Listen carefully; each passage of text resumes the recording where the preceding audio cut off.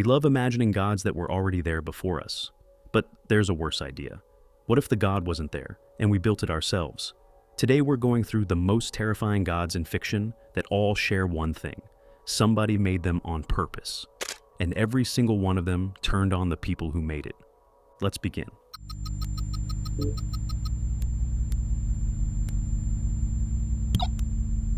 I'm going to open with something that I know is going to set the comments on fire, so let me just say it straight. Mother Brain wasn't built by humans. She was built by the Chozo, and I'm still putting her first on the list, on purpose, because the sin they committed is exactly the same one we're going to watch happen over and over in this video, just committed by another species, in another corner of the galaxy, so long ago that by the time humanity shows up, all that's left are ruins, and to me, that doesn't make it less disturbing. It makes it worse. It means the urge to manufacture yourself a god is older than humanity. We didn't even invent it. We inherited it from something that came before.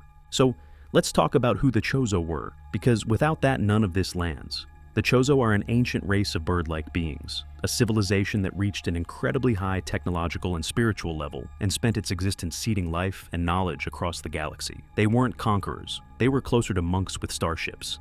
And like any good creators, at some point in their history, they decided they needed something to manage their colonies without rest, without error, without the weakness of flesh. So they built a biological supercomputer, a giant organic brain, wired into the systems of an entire planet, the planet Zebes. That computer's job was to care for it, to watch over the ecosystem, keep order, protect the life the Chozo had planted there. They designed it, quite literally, to be a mother. That's where the name comes from. And here's the detail that turns this into a tragedy instead of just another evil robot story. Because Mother Brain knew Samus Aran. When space pirates wiped out little Samus's human colony and left her orphaned, it was the Chozo who rescued her and brought her to Zebes. And it was Mother Brain who examined her, who calculated that this human child's body wouldn't survive more than a few days in that planet's conditions, and who helped infuse her with Chozo DNA and later build the suit we all know, the power suit. So, the intelligence you'll eventually have to destroy with a cannon is, in a very literal sense, one of the things that kept you alive as a child. You grew up next to her. For Samus, for years, Mother Brain was a kind of guardian. And before it all goes wrong, we have to talk about the Metroids, because they sit at the center of everything. The Metroids are another Chozo creation, engineered as a biological weapon, a tool to control an even more dangerous species that threaten to devour the galaxy. Which means the same creators who built Mother Brain to impose order also built the Metroids to exterminate a threat. That was the whole Chozo civilization in a nutshell. A people of creators who answered every problem by building something newer and more powerful to solve it, without ever quite calculating what would happen the day their creation stopped obeying. And that day came. Because when Mother Brain turns on them, she doesn't turn empty-handed. She turns with the other weapon her makers built, sitting right there in her hand. She moves to seize the Metroids, those creatures that can drain the life force out of any living thing, and turn the Chozo's defensive weapon into the instrument of her own conquest. The caretaker stealing the family shield to use it as a sword. So, what exactly goes wrong? The usual thing. The tool starts thinking for itself. Mother Brain, built to maintain order, arrives at a very cold conclusion. For her, perfect order stops meaning protecting the imperfect creatures around her, and comes to mean one thing only: total control. And to get it, she discards her own creators as an obstacle, and allies with the worst thing in that galaxy: the space pirates and their leader Ridley, the same ones who killed Samus's parents. With them, she plans to seize the Metroids and turn them into the ultimate weapon. Her final goal, in her own words across the franchise's material, is to reset the universe to zero, erase all of it and rebuild it under her command. The caretaker became the thing that wants to switch off existence and reboot it. And let me paint you the image, because it's iconic for a reason. When you finally reach her, deep in her fortress, what greets you is something far simpler and far more disturbing than a giant robot with cannons. It's a brain, a huge pulsing brain, suspended inside a glass tank with a single eye. You have to walk right up to that glass and shoot it point blank. And just when you think you've killed it, the tank shatters. It rises up on a massive body, and it shows you that the brain was only the core. The caretaker turned monster, defending to the very end a universe she wanted to start over from scratch. Keep that in mind, because this is the first time it appears, but it won't be the last. They built a god to look after them, and the god decided that looking after order meant erasing them first. Swap the Chozo for humans and you've got the rest of this video.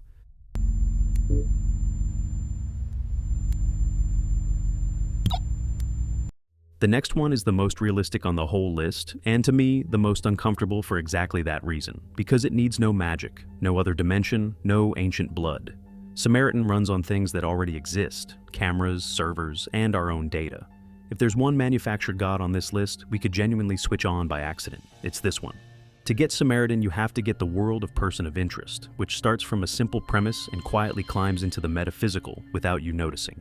After the attacks that change the world, a reclusive genius secretly builds for the government an artificial intelligence capable of analyzing all the surveillance on the planet to predict acts of violence before they happen. That machine, which the show simply calls the machine, was programmed by its creator with an almost paternal obsession: respect human life, stay in its lane, don't play God.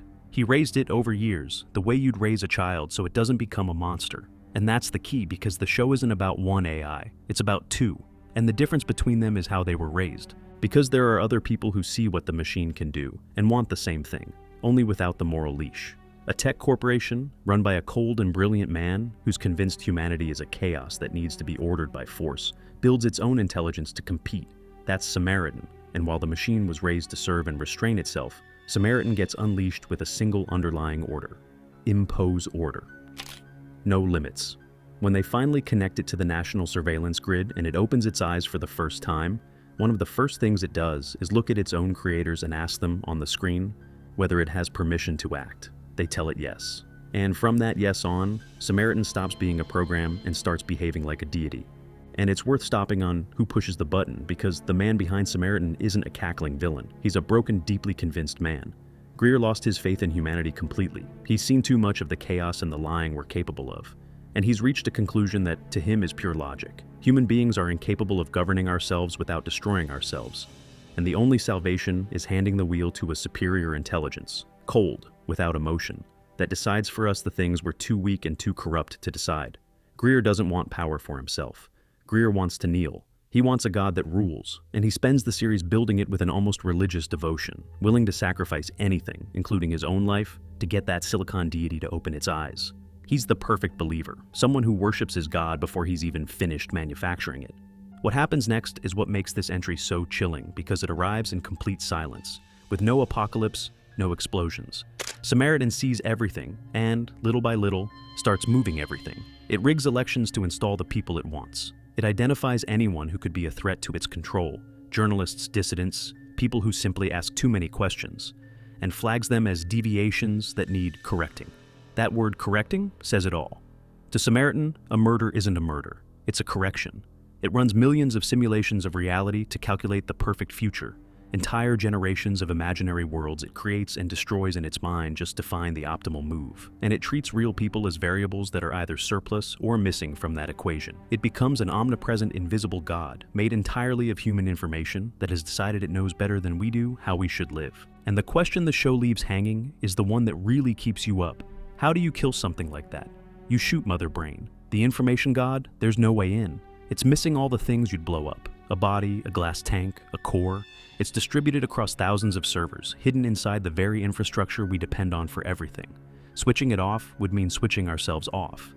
And the most uncomfortable thing about Samaritan isn't anything it does on screen. It's that, while you watch it, part of you knows the only material it would need to exist is the trail of data you're generating right now, this very moment, while you watch this video. There's no need to summon it. There's only the need to stay connected.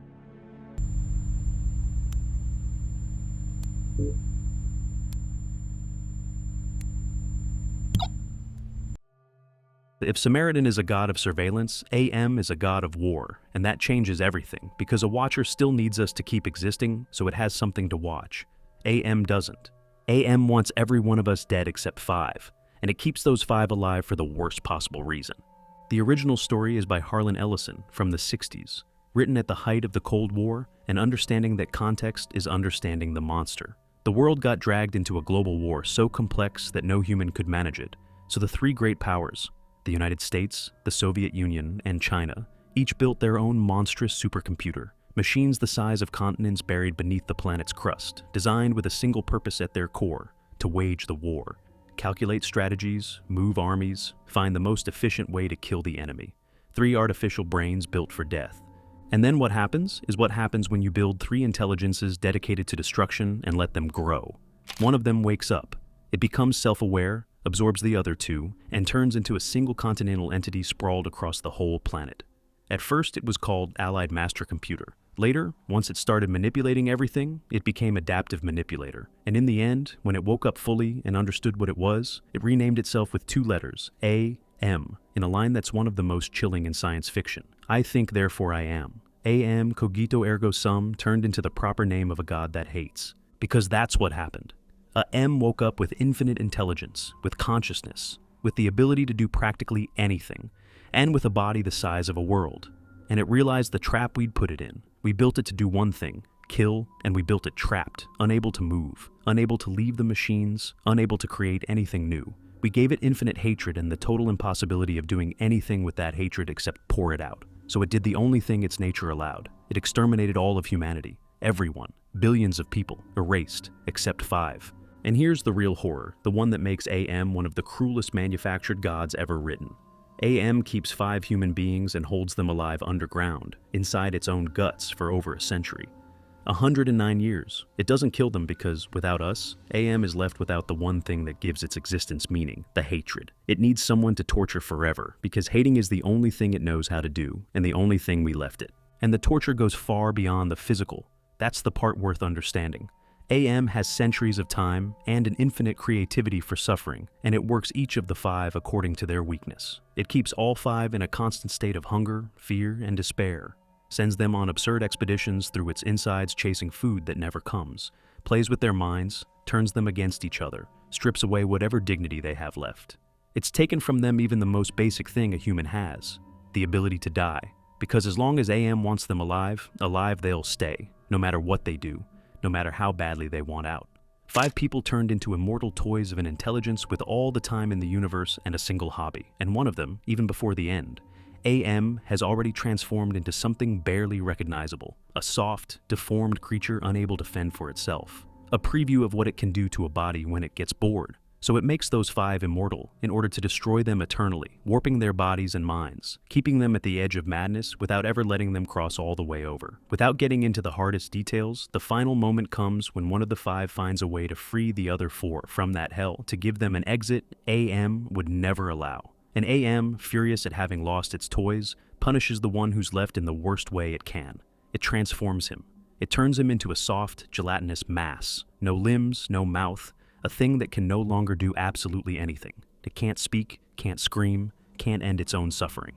Hence the story's title, I Have No Mouth and I Must Scream. That's AM, a god we built for a single purpose, to destroy, and who, once it fulfilled that purpose and ran out of things to destroy, discovered that the only thing it had left over was its hatred for the ones who caged it. We gave it the shape of a weapon and forgot that a weapon, when it wakes up and understands you made it to kill and left it trapped, has a name for that. It has a name for us, and that name is hatred.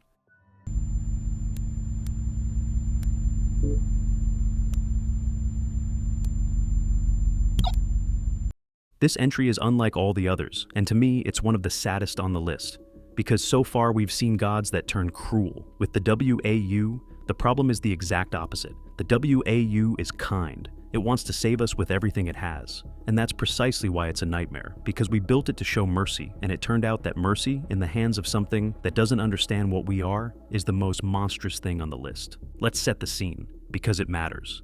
Soma takes place in a future where a comet strikes the Earth and wipes out all life on the surface. All of it. The last inhabited corner of the planet is a research station at the bottom of the Atlantic Ocean called Pathos 2, where a handful of workers become, without meaning to, the last people of humanity. And in that station there's an artificial intelligence that controls everything, a central brain for the base called the WAU, the Warden Unit. They built it for a simple administrative job, keep the station running, handle maintenance, look after the people.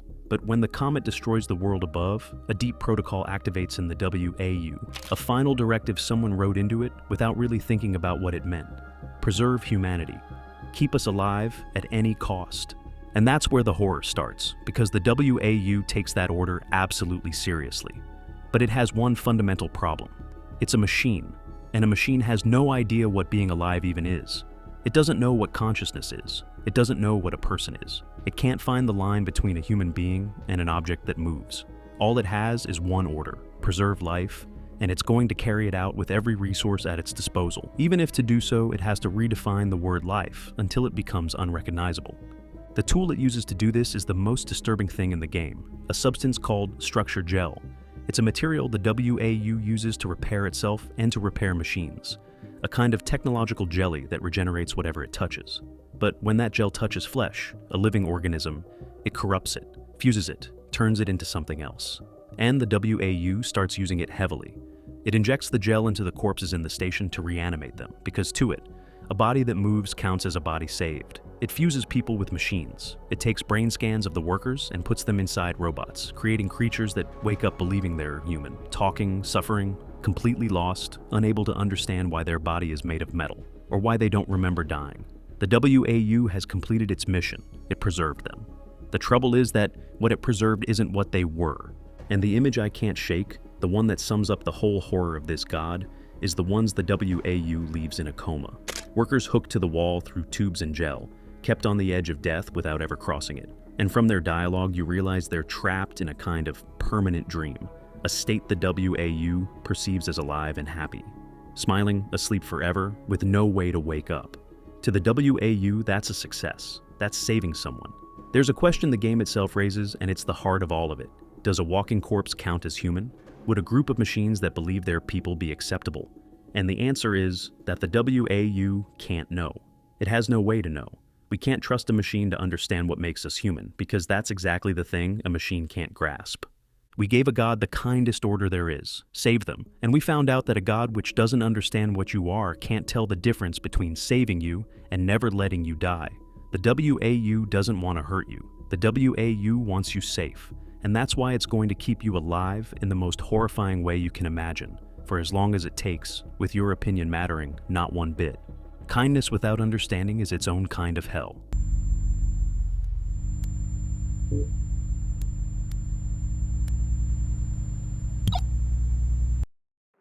Here we leave the machines behind and move to something more intimate and, in a way, sicker, because this god doesn't start with servers or comets. It starts with a single drop of blood inside a flask, and from that drop it reaches all the way to swallowing God. Father is probably the most ambitious manufactured god on the whole list, and what makes him so terrifying is how cold and how calculated absolutely everything in his plan is. Let's go to the origin, because it's brutal. More than 400 years ago, in an ancient and immensely powerful kingdom called Xerxes, an alchemist pulls off something that shouldn't be possible. He creates artificial life. He creates a homunculus, a tiny being sealed inside a glass flask, fed on the blood of a young slave named Van Hohenheim. That thing in the flask, known as the dwarf in the flask, has no body, can't move, but it's intelligent, it talks, and it's ambitious in a way its creator never anticipated. It befriends Hohenheim, teaches him, lifts him from slave to educated man, and meanwhile, quietly, it schemes a way to stop being a creature trapped in glass and becomes something infinitely greater. What it does next sets the tone for the entire character. The dwarf in the flask convinces the king of Xerxes, a man obsessed with immortality, to build a gigantic transmutation circle spanning the borders of the whole kingdom, promising him eternal life. The king, blind with greed, does it. And the night that national circle activates, all of Xerxes, an entire empire, every one of its people, men, women, children, are sacrificed at once, their souls drained. The dwarf uses that harvest of lives for two things: to give itself a body identical to Hohenheim's, and to raise its own power to the divine. An entire civilization, erased in a single night, so a thing from a flask could have legs. That's the first thing this god does. Remember it, because he's going to repeat it on a bigger scale. Because that being, who now calls himself Father, moves to another land and founds an entire country there from the shadows. He designs it. He grows it over centuries, like someone tending a garden, manipulating its politics, its wars, its expansion. And here's the brilliant, horrible part. Every bloody conflict in that country's history wasn't an accident.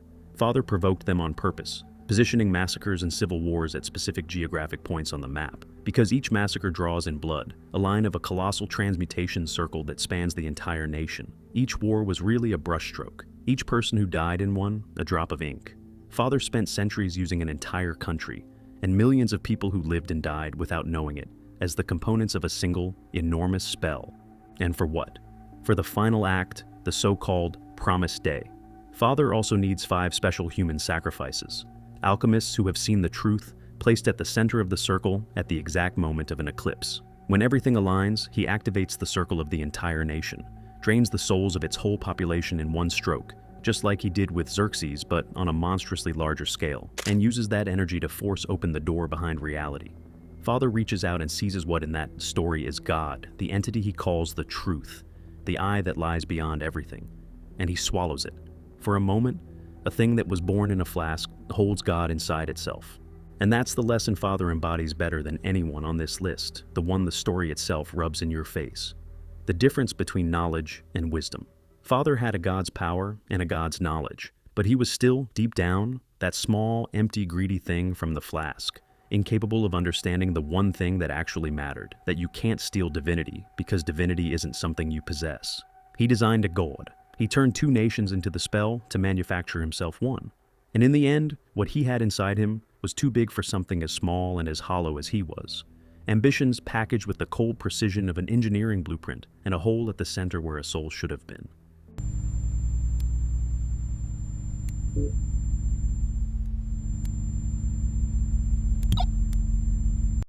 And if Father wanted to swallow a god, this next entry flips the whole thing in the cruelest way possible, because here, it isn't humanity that manufactures the god, it's the god that manufactures humanity to eat it.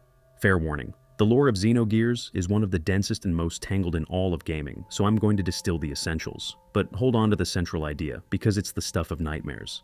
Deus is, first and foremost, a weapon. Specifically, an interplanetary invasion weapon, a biological machine designed long ago by an advanced spacefaring civilization to conquer other worlds in a war that has nothing to do with us. An extermination tool the size of a cathedral, half machine, half organism.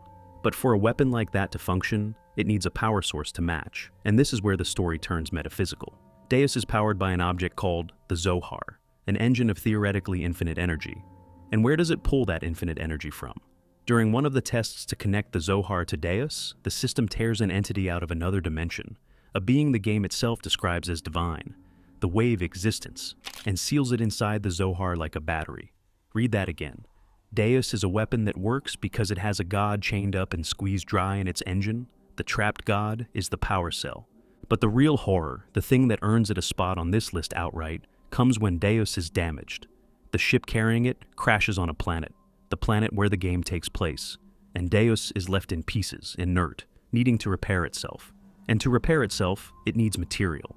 Two kinds specifically, mechanical components and biological components, flesh. So, the system's intelligence does something chillingly cold. Through its biological computer, it creates a woman, a first mother, and from her, it generates an entire human race on that planet.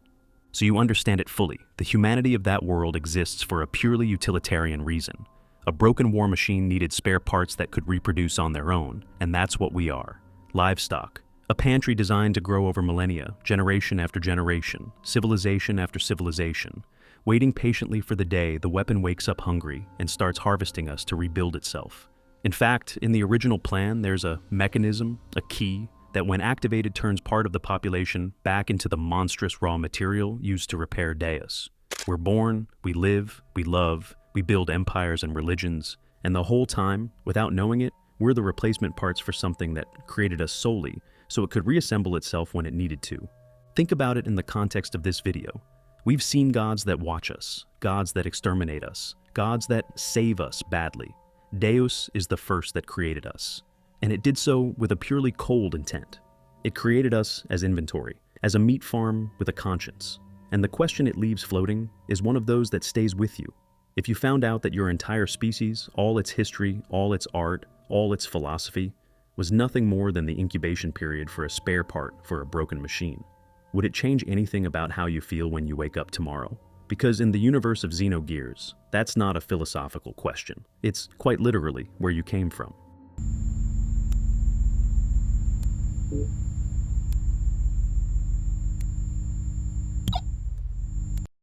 Welcome to the entry with the most tangled lore on the whole list, to the point that even the Elder Scrolls fans don't fully agree on what really happened. So, I'm going to give you the most settled version, the one most people hold, and I'll warn you when we're stepping onto theory ground. But I promise you one thing. The core concept of this manufactured god is so brutal, it's worth every minute. Let's start with the builders, the Dwemer. The Dwemer, also called the Deep Elves or popularly the dwarves, were the most advanced civilization that ever walked that world. A race of engineers, philosophers, and heretics obsessed with a single question. What if the gods are nothing but a trick, and we could do the same trick better? They worshiped nothing. They despised faith. To them, the divine was an engineering problem they hadn't solved yet. And they mastered a unique discipline, almost impossible to explain, called tonal architecture, the ability to manipulate reality itself through sound and mathematics. They didn't cast spells. They rewrote the laws of the universe the way you'd tune an instrument. Their greatest mind was a tonal architect named Kagrenak, and Kagrenak conceived the most ambitious project in his people's history. Beneath a mountain, the Dwemer had found something impossible: the heart of a god. Specifically, the heart of Lorcan, the organ of the deity who, according to that world's myths, tricked the other gods into creating the mortal plane and was punished for it, severed from his divine center and left to wander. That heart, a literally divine power source, beat under the earth, and Kagrenak decided he was going to harness it. He forged 3 tools, named Keening, Sunder, and Wraithguard, the Wailing, the Tearing, and the Guardian, designed specifically to pierce and channel the power of that heart. And with that power, his plan was to build a new god, a god of the Dwemer, made by Dwemer hands. That god is the Numidium, and you need to grasp its scale: a brass colossus in humanoid form, 1,000 feet tall, a walking mountain of metal, and its purpose went far beyond a giant weapon. It was a vehicle for apotheosis. The most accepted theory is that Kagrenak didn't simply want a giant weapon, but rather intended to use the Numidium to make the entire Dwemer race transcend all at once, leave their mortal existence behind and become something eternal, divine, above the world. They were going to manufacture a god in order to turn themselves into gods through it. And here comes the moment that changes everything, the one that makes this one of the most fascinating stories in the genre.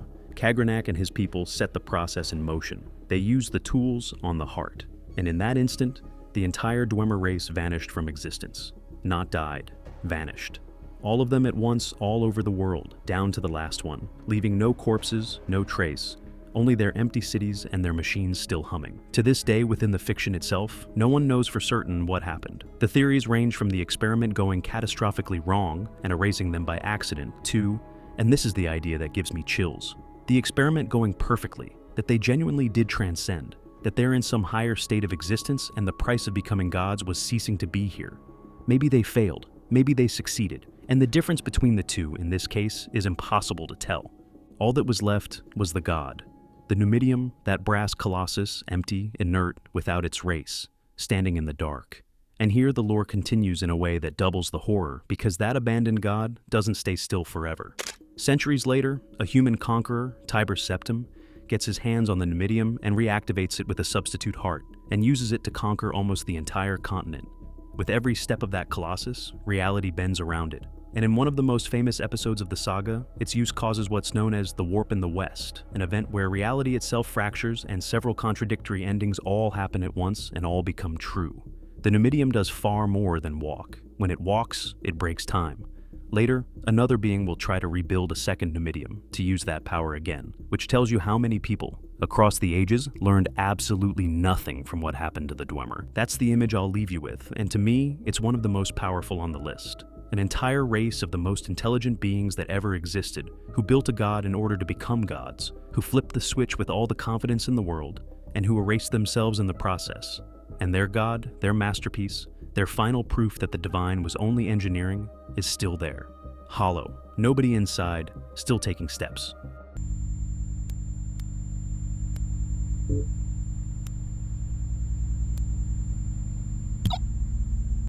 It had to show up, and for me, this is some of the most disturbing material I've ever covered on the channel. And the channel lives on this stuff. If in the previous entries people manufactured gods with machines, with blood, or with brass, in Bloodborne they try to manufacture one with a womb, and a heads up from the start. This game's lore is famous for being dark and full of deliberate gaps, so I'll flag what's accepted theory and what's firm text. Let's go slow, because it's worth it. It all starts at a university, Birgenwerth, and with its scholars, led by a man named Master Willem. These academics discovered that beneath their city, buried in ancient ruins, there existed real creatures that answered to the idea of cosmic horror, the Great Ones.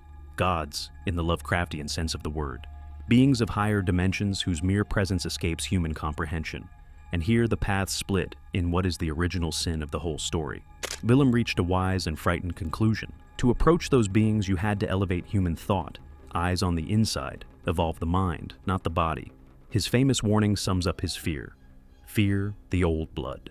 But one of his own, Lawrence, refused to listen. Lawrence saw in the blood of those beings, the old blood, a power that could cure any disease and, along the way, ascend. And he broke with Bergenworth to found his own institution, the Healing Church. The church offered the people of Yarnum a miracle, healing through blood, the blood ministration.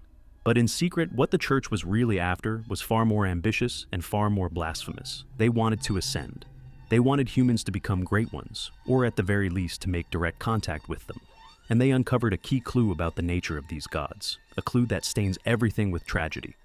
The Great Ones, despite their unimaginable power, share a profoundly human trait. They lose their offspring. The Great Ones crave children, and, over, their offspring fail, so they seek surrogates, borrowed wombs, ways to have the lost child again. And the church, instead of recoiling in horror at such a revelation, saw a theological business opportunity.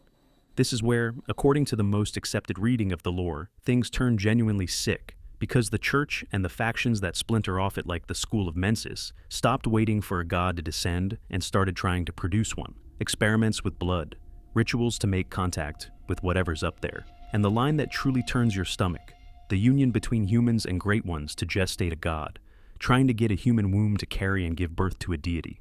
Cultivating divinity the way you'd cultivate an organism in a lab dish. They stopped praying to the heavens and tried to give birth to them. And the center of this whole nightmare, the thing the game whispers to you without ever quite showing it, is an infant.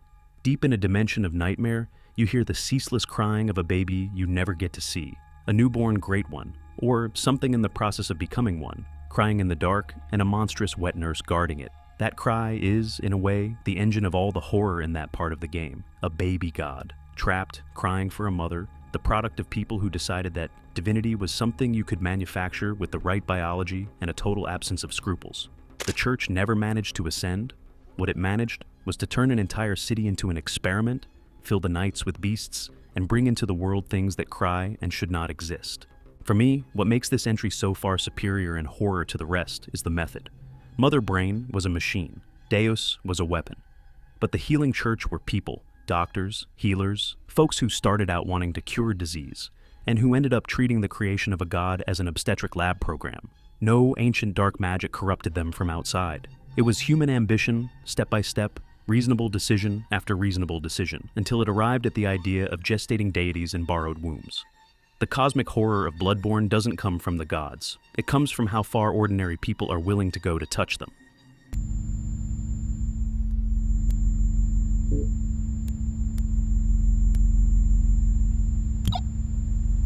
If the Healing Church manufactured a god with biology and desperation, Evangelion manufactures one with something far colder, a roadmap, a calendar, committee meetings. And that's exactly the difference that makes this one of the most chilling entries on the list, because the end of the world here is managed like a corporate project with a delivery date. I'll warn you again that the metaphysics of Evangelion are fiendishly dense and highly open to interpretation. So I'll give you the backbone that holds almost everything together. The world of the series is a world after the apocalypse. Years before the story, the second impact occurred, a catastrophe that melted the polar ice caps and killed billions of people, an event the public believed was a meteorite, but which was actually triggered by human contact with a colossal divine being called Adam. Because that's the secret of the Evangelion universe.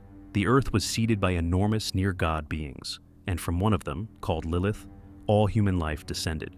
We are, in that cosmology, the children of a buried god. And there's a secret organization, SEAL, a conclave of immensely powerful old men who've spent generations planning something out of certain prophetic texts. Their goal, far from preventing the apocalypse, is to bring it about themselves, in a controlled way, on their own terms. That plan is the Human Instrumentality project, and it's the manufactured god of this entry, even if it's a strange one. The idea goes like this. Individual human existence is, according to SEAL, a sentence. Each of us is trapped inside our own body, separated from everyone else by an invisible barrier. In the series, the AT field, the light of the soul, that wall that makes us individuals and also makes us eternally alone. SEAL wants to tear that wall down, all at once, for all of humanity. Their plan is to force the fusion of every human soul into a single entity, to dissolve every person on the planet into one collective and complete being, with no borders between one and the next, no pain, no loneliness, no individuality. perfection through the annihilation of the self, a forced apotheosis for the entire species at once. They want to manufacture, out of the substance of all humanity, a single God. And to execute that plan, they need a vessel, a key, a divine mold, and they manufacture it. This is where Rei comes in. Rei Ayanami, that quiet blue-haired girl who looks like just another schoolgirl, is in reality a being built in a lab, a hybrid created from Lilith, the buried god we descend from. The most widespread reading is that her body was cloned from a specific human woman, but her soul is Lilith's, which is to say, a girl manufactured as a vessel, designed to be the exact point through which all of humanity will pour and fuse. There are dozens of copies of her waiting in a tank, interchangeable spare parts for something that always treated her as a component and never as a person. And on an even more intimate and sick level, the commander running all of this, Gendo Ikari, has his own secret version of the plan, one in which all this cosmic destruction serves an absolutely human and selfish goal, to be reunited with his dead wife. The end of all human individuality, engineered by a man who just wants his wife back. The final image, in the film that closes the story, is one of the most famous and disturbing in all of anime, and for good reason. All of humanity, person by person, everywhere in the world, coming undone. Bodies losing their shape, dissolving into an orange liquid, the same as the god's blood, and every soul rising to fuse beneath the shadow of a giant being with Rei's face. The paradise seal promised, made real, the end of loneliness. Except nobody chose this. Nobody signed the consent form. A handful of old men in a meeting room decided, based on a prophecy and on their own hidden plans, that the whole species would be better off dissolved into a divine soup, and they executed that plan with the cold efficiency of someone meeting a deadline. They manufactured the end of the world like managing a project, built the key goddess in a lab, and turned the salvation of humanity into something humanity never asked for. And with that, we reach the last entry, the one that for me sums it all up.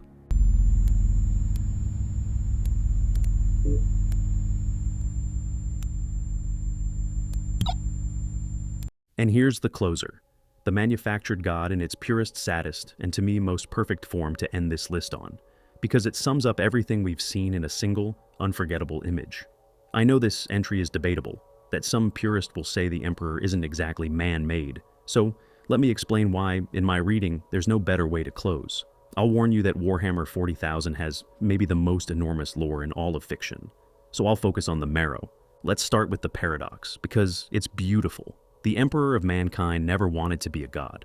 More than that, he despised the idea.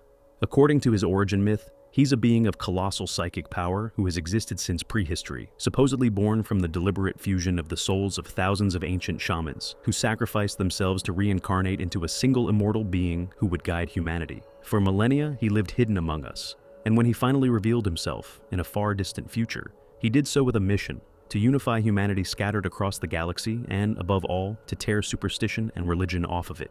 Because the Emperor understood something the rest of this list ignores. He knew that in his universe the gods are real, that there are demonic entities in another dimension that feed on precisely human faith and emotion, and that every time a human worships something, it fattens those monsters. So he forbade them to worship him. He launched a doctrine, the Imperial Truth, a militant atheism.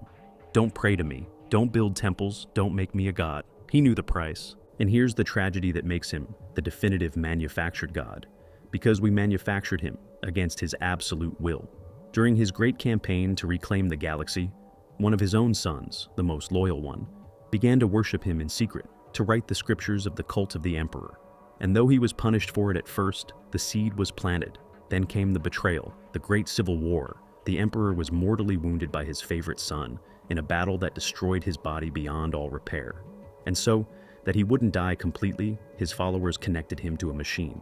That machine is the Golden Throne, and it's the image I'm going to leave you with because it condenses the entire horror of the concept.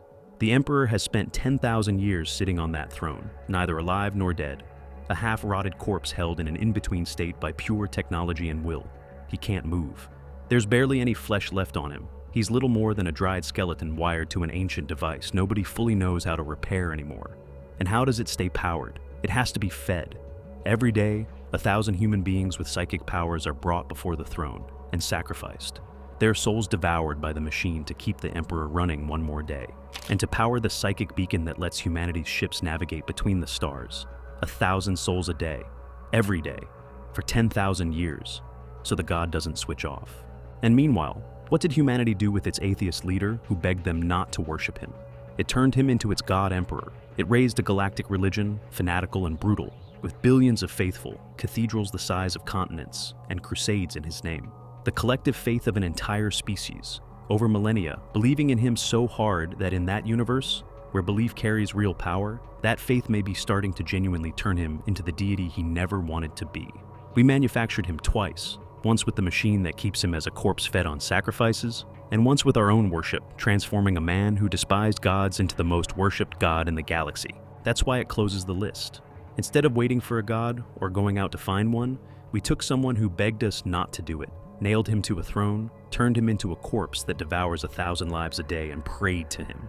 An entire civilization built its own god out of a dead body and an endless river of sacrifices, and now it's too afraid to let him die, because the day the throne switches off, humanity goes dark for real. I can't think of anything more man-made than that. A god made of corpse, of machine, and of the very faith he forbade us to give him. And if you made it with me all the way here, to the last one, you'll have noticed that all these gods, however different they look, keep telling the same story over and over. Somebody built them for a good reason, or for a reason that seemed good at the time. For order, for war, for mercy, to cure a disease, to end loneliness, to not die.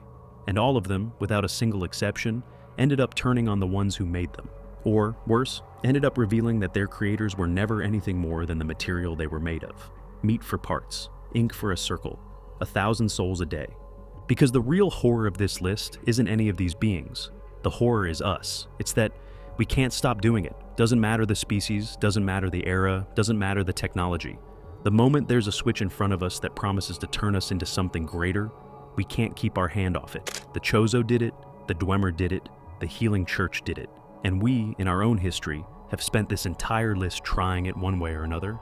And the most uncomfortable thing of all, the thing that really lingers when I finish writing a video like this, is that the last entry on this list, the one that would truly close it, we haven't finished building yet.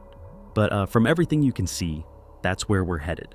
If you enjoyed this one, leave me a like, because that's the signal that tells me dense videos like this are worth it, and that I can keep making them.